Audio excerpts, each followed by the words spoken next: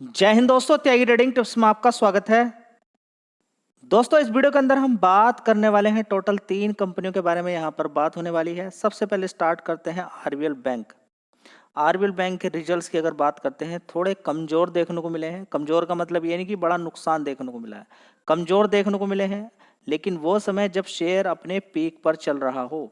अभी आपने देखा कि इस कंपनी के अंदर यूएई की कंपनी है जो बड़ा स्टेक यहाँ पर लेने वाली है, लगभग 51% की हिस्सेदारी लेने वाली है। उसके बारे में बातचीत यहाँ पर चल रही है, जिसकी वजह से शेयर ने एक महीने में लगभग काफ़ी बड़ा जंप यहाँ पर दे दिया। देखिए कितना बड़ा पैसा बना के दे दिया, 13-14% का रिटर्न बना के दे दिया। जब 150 रुपये के आसपास होता था, 100 रुपये के आसपास होता था, लगातार इस शेयर के बारे में कितनी आपको जानकारी दी, ये बात आपको ऑलरेडी मालूम है। ज़बरदस्त इन्फॉर्मेशन जानकारी आपको मिल रही थी इस शेयर के बारे में, ज़बरदस्त जानकारी मिली। लगातार इन्फॉर्मेशन मिली कि सस्ता शेयर है, गिरा हुआ शेयर है, मार्केट कैप कम है। अब तक 18,000 करोड़ का मार्केट कैप हो चुका। कभी नीचे की साइड में 11,000 10,000 करोड़ के आसपास का शेयर था जब 150 रुपये के आसपास था। तो यही लगातार मैंने आपको फोकस कराया था। अब शेयर के अंदर अच्छी खासी तेजी बन गई है, रिजल्ट्स थोड़े से कमज़ोर हैं। तो अब देखते हैं। देखिए कमज़ोर का मतलब ये नहीं कि गिरेगा, गिरने और बढ़ने की बात यहाँ पर नहीं चल रही है। हाँ, यहाँ पर एक अलर्ट आपको मिल जाता है कि थोड़ा सा ध्यान आप लगा सकते हैं। शेयर का मार्केट कैप तो कम ही है। लोग 10-10 साल 5-5 साल का हिसाब लगा के बड़े प्लेयर खरीद के बैठ जाते हैं। शेयर नीचे की तरफ नहीं गिरता, वहीं पर रुक जाता है, थोड़ा बहुत नीचे गिरता है। देखिए आपके पास शेयर ज़्यादा अगर कंपनी के हैं तब तो आप गिरा बढ़ा सकते हैं। किसी बड़े प्लेयर के पास ज़बरदस्त शेयर हैं तो आने दीजिए, न्यूज़ क्या असर पड़ेगा उसको, कुछ नहीं। समझिए इन सारी चीज़ों को, कोई फर्क नहीं पड़ता है। जिसके पास ज़्यादा माल है या फिर गिरावट अगर होने के लिए भी है, कोई निगेटिव न्यूज़ आ गई, बड़ा प्लेयर अगर बिड लगा के रख देगा तो वो शेयर ही नहीं गिर पाता ज़्यादा। ठीक है, तो आरबीएल बैंक की अगर बात करते हैं तो रिजल्ट्स हल्के कमज़ोर हैं। देख लेते हैं हल्केपन में क्या कमजोरी है यहाँ पर देखने को मिल रही है। तो सबसे पहले आप देखेंगे कि इस कंपनी के जो रिजल्ट्स इस समय देखने को मिले हैं, उन रिजल्ट्स के अंदर कंपनी का प्रॉफिट देखने को मिला है 178 करोड़ का। चलिए, पिछले क्वार्टर में कितना था? 200 करोड़ का। कम हो गया। चलिए, क्योंकि ईयर ऑन ईयर बेसिस पे बड़ी कैलकुलेशन कम कम करते हैं हम। 223 करोड़ का था एक साल पहले सितंबर क्वार्टर में, तो 200 से भी कम हो गया, 223 करोड़ से भी कम हो गया। ऐसा नहीं कि बिल्कुल बर्बाद हो गया, ये चीज़ समझेंगे। लेकिन एक चीज़ यहाँ पर है कि प्रोविजनिंग को कम किया गया। अच्छी बात होती है प्रोविजनिंग कम करना। प्रोविजनिंग अगर कम की जाती है तो थोड़ा प्रॉफिट बढ़ना चाहिए था, ये एक अलग बात है। बढ़िया बात है, होनी चाहिए थी। ठीक है, लेकिन अब इसका मतलब ये नहीं कि पिछले क्वार्टर को ही हम देखेंगे, लास्ट वाले क्वार्टर को ही देखेंगे। लेकिन इससे पहले वाले क्वार्टर को अगर देखते हैं तो 69 करोड़ का था प्रॉफिट, उससे पहले 33 करोड़ का था। यानी कि पिछले 4 क्वार्टर को अगर हम देखते हैं तो उसमें से पिछले क्वार्टर, लास्ट क्वार्टर, जून क्वार्टर और एक साल पहले वाले क्वार्टर से तो रिजल्ट कमज़ोर हैं, लेकिन बाकी के 2 क्वार्टर से ठीक है। ठीक है, अगर आप सारे की कैलकुलेशन अगर करना चाहते हैं तब। दोस्तों, आरबीएल बैंक का यहाँ पर जैसे कि मैंने आपको पूरी जानकारी दी, आप यहाँ पर देख सकते हैं क्वार्टर 2 रिजल्ट्स 20% का स्लिप हुआ है। ठीक है, क्वार्टरली भी अगर देखें, ईयर ऑन ईयर बेसिस पे देखें तो यहाँ per year on year basis दिखाया गया है। देख सकते हैं नेट प्रॉफिट के अंदर 22% की गिरावट है, 178 करोड़। एक साल पहले 222 करोड़ था। इसके अलावा अगर देखें नेट इंटरेस्ट इनकम की अगर बात करें, डाउन हुआ है 4%, 1,551 करोड़, जो कि पहले कितना था 1,615 करोड़। चलिए, अदर इनकम के अंदर 1% का जंप देखने को मिला है, 932 करोड़, पहले कितना था 927 करोड़। अब यहाँ पर सबसे बड़ा खेल क्या है कि प्रोविजनिंग डाउन हुई है 19%, वो भी 499 करोड़। ठीक है, पहले कितनी थी 618 करोड़, लेकिन उस हिसाब से प्रॉफिट के अंदर जंप देखने को नहीं मिला है। समझ में आ रही सारी बातें? चलिए देखते हैं आगे क्या होता है।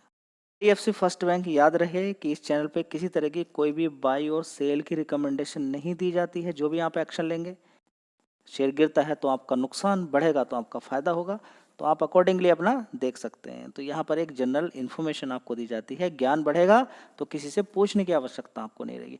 आईडीएफसी फर्स्ट बैंक की बात करते हैं, 71.95 रुपीज़ के आसपास शेयर है। एक साल के अकॉर्डिंग देखें तो बढ़िया पैसा शेयर ने आपको बना के दे दिया है। नीचे आप देख सकते हैं कितना गया था 52, ऊपर कितना हमारा 78। ठीक है, तो बढ़िया पैसा यहाँ पे लोगों का बना है, अच्छा पैसा यहाँ पर बना के दे दिया है। पिछले 6 महीने की अगर बात करते हैं तो लोअर लेवल से यहाँ पर आप देख सकते हैं 64, और ऊपर देखिए अच्छा पैसा यहाँ पर बना है थोड़ा सा पहले। अब यहाँ पर आपको देखना होगा थोड़ा सा, एक साल के अकॉर्डिंग अगर देखने की कोशिश करते हैं तो आपको पता चलेगा कि ज़बरदस्त यहाँ पर गिरावट थी। देखिए, तो लगभग यहाँ पर 50% के रिटर्न इस शेयर ने बना के आपको दे दिए। चलिए, एक अच्छी बात यहाँ पर आपको देखने को मिल रही है। IDFC फर्स्ट बैंक के अंदर बीच बीच में गिरावट तेजी चलती रहती है। कभी 30 रुपये के आसपास होता था शेयर, ज़बरदस्त वहाँ से तेज़ी बनी। 5 साल का चार्ट पैटर्न देख के आपका दिल खुश हो जाना चाहिए। आप देख सकते हैं कि 5 साल के अंदर जो शेयर ने नीचे की तरफ अपना जंप मारा है, ज़बरदस्त यहाँ पर आप कह सकते हैं कि बहुत बढ़िया यहाँ पर परफॉर्मेंस देखने को मिली है। तो ओवरऑल मिला के अगर देखते हैं 5-5 साल की अगर बात करते हैं या 1-1 साल की अगर बात करते हैं तो काफ़ी नीचे की साइड में। दोस्तों चार्ट पैटर्न अगर हम देखें तो देखिए यहाँ पर 2022 में 34 रुपये का शेयर था, उसके बाद ज़बरदस्त तेज़ी दिखाई, सीधा सीधा कितना मारा, 95 रुपये। तो स्टॉक मार्केट के अंदर पैसे की कमी नहीं है, बस पढ़ाई करनी है और समय देना है। अच्छा पैसा बनता है लोगों का, लेकिन समय और टाइम अगर आप दे रहे हैं तब। मार्केट कैप एक बार देख लीजिए, 52,000 करोड़ का मार्केट कैप है। अब चलिए मैं आपको बता देता हूँ कि इस कंपनी के रिजल्ट्स कैसे आए हैं। फर्स्ट बैंक के रिजल्ट्स की अगर बात करते हैं तो 1 साल पहले देख लीजिए 8,900 करोड़ का रेवेन्यू आता था, उसके बाद 9,300 करोड़, 9,400 करोड़, 9,600 करोड़। अभी के क्वार्टर की अगर बात करते हैं तो 9,900 करोड़ का रेवेन्यू देखने को मिला है। मतलब कि रिजल्ट्स ठीक है। रेवेन्यू अगर बढ़का है तो ठीक रिजल्ट ही हम बोलेंगे, उनको कोई ख़राब नहीं बोलते हैं। इंटरेस्ट की भी अगर बात करते हैं तो 4,700 से बढ़कर कितना हो गया, 4,800 करोड़। चलिए अब देख लेते हैं नेट प्रॉफिट। नेट प्रॉफिट ऊपर नीचे होता रहता है, उस पर आप एकदम ये नहीं कि रिएक्शन करना शुरू कर दें। पिछले क्वार्टर में 453 करोड़ का था, इस बार कितना है, 348 करोड़ का। थोड़ा सा बढ़ के आता तो और अच्छी बात थी। उससे पहले 296 करोड़ था, उससे पहले 340 करोड़ था, और 1 साल पहले 212 करोड़ था। मतलब कि ईयर ऑन ईयर बेसिस पे अगर देखें तो ज़बरदस्त जंप देखने को मिल रहा है, ज़बरदस्त जंप देखने को मिल रहा है। क्वार्टरली बेसिस पे तो गिरावट है। तो कहीं कहीं पर आप देखेंगे कि IDFC फर्स्ट बैंक के रिजल्ट्स में बढ़िया शानदार तेजी मिली। ईयर ऑन ईयर बेसिस की ये बात है, तो आप देख के एकदम खरीद लेते हैं। बहुत सारे लोग बस सिर्फ हेडलाइन देखते हैं। देखा पिछले क्वार्टर, देखिए आप यहाँ पर आप देखेंगे कि उससे पहले वाले क्वार्टर में 643 करोड़ का प्रॉफिट था, गिर गया प्रॉफिट 212 हो गया, उसके बाद 340 हो गया। अब कंपेयर करोगे आप सितंबर क्वार्टर से तो ऐसे ही इस वाले क्वार्टर से कीजिए ना, इस वाले क्वार्टर से कीजिए कंपेयर, तब आपको पता चलेगा कैसे रिजल्ट। हर कोई देखिए, आप किस तरह की रिसर्च करते हैं वो एक अलग बात है, लेकिन जितने भी डीपली स्टडी करने वाले हैं उनकी रिसर्च एक अलग रहती है, उसके हिसाब से फिर शेयर के अंदर अप एंड डाउन देखने को मिलता है। चलिए ये नॉलेज आपको हो जानी चाहिए। दोस्तों अगली कंपनी है PCBL केमिकल्स लिमिटेड। इस कंपनी की अगर बात करते हैं तो इस कंपनी के बिजनेस में बड़ी जान है। जब बात आती है बिजनेस में जान तो सारी चीज़ों को भूलकर केवल एक चीज़ आप देखिए कि पिछले 5 साल में कितना भागा है और पिछले 1 साल में कितना गिरा है। ये कम से कम इसको देखें, क्योंकि 5 साल में जितना ज़्यादा भागा है फिर आपको रुक जाना चाहिए, लेकिन हाँ कंपनी के बिजनेस पर आपको फोकस करना चाहिए। 5 साल का एक बार चार्ट पैटर्न देख लीजिए, कोई दिक्कत परेशानी है बताइए। चार्ट पैटर्न देखने में 102 रुपये का शेयर था, भागते भागते कितना पहुंच गया, ये कितना, 572 रुपये। और भी नीचे की तरफ जाएंगे तो 67 रुपीज़ का शेयर, लगातार तेजी दिखाई, इतना पैसा बना के दे दिया। जब इतना पैसा कोई शेयर बना के देता है तो फिर क्या होगा जी नहीं मालूम है। लोग निकलेंगे यहाँ पे, देखिए बड़ा प्लेयर भी छोटा प्लेयर भी सब निकलते हैं। ये 100 रुपये से कोई शेयर भागते भागते इतना पहुँच जाए, ये कब सीखेंगे आप बताइए। कोई सीखने के लिए तैयार है इस चीज़ को।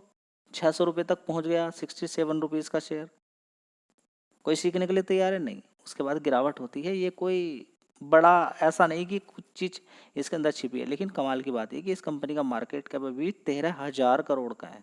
सबसे प्लस वाली बात तो क्या मिल गया, एक आपको एक हिंट मिल गई, कितना भागा है, कितना भागा है पिछले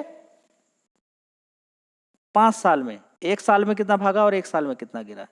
तो 500-600 रुपये से लगभग गिर कर आज की डेट में कितना है, 363 रुपये। चलिए एक आपको ये हिंट मिल गई कि गिरा हुआ भाव मिल गया, मार्केट कैप कम मिल गया। अब कंपनी के बारे में अगर आपको देखना हो तो मार्केट लीडर है किस चीज़ में, PCBL is India's largest, world's largest, India के अंदर लार्जेस्ट है, वर्ल्ड में 7th नंबर पर आती है कार्बन ब्लैक प्रोड्यूसर। और कार्बन ब्लैक कहाँ कहाँ पर इस्तेमाल किया जाता है, टायर आपने देखे होंगे, गाड़ियों के टायर बनाने में, रबर बनाने में इस्तेमाल किया जाता है। इसके अलावा एग्रीकल्चर के अंदर भी इस्तेमाल किया जाता है, अलग अलग सेगमेंट के अंदर। इसके अलावा अगर हम देखते हैं स्पेशलिटी केमिकल्स बनाने में इस्तेमाल किया जाता है, जैसे कि plastic, inks, coating, adhesive, sealant, batteries. तो अगर देखें कंपनी ने लगभग 90% से ज़्यादा ग्लोबल प्लास्टिक के मार्केट को कैप्चर करके रखा हुआ है। इसमें कनेक्टिविटी अगर देखें तो प्लास्टिक, बैटरीज एंड कोटिंग, इसमें कंपनी लगातार आगे बढ़ रही है। बैटरी केमिकल्स बनाने में, ठीक है, आपने देखा होगा कि इलेक्ट्रिक व्हीकल के अंदर बैटरी कितनी इस्तेमाल की जाती है, तो उसमें कंपनी लगातार अपने आप को बढ़ा रही है, ठीक है। तो कंपनी का काम लगातार आगे बढ़ रहा है। अब आगे देखते हैं कि कंपनी कितनी ग्रोथ कर पाती है। फिलहाल रिजल्ट्स इस कंपनी के मैं आपके साथ शेयर कर देता हूं ताकि आपको एक इन्फॉर्मेशन मिल जाए कि कंपनी के रिजल्ट्स किस तरीके का आए हैं।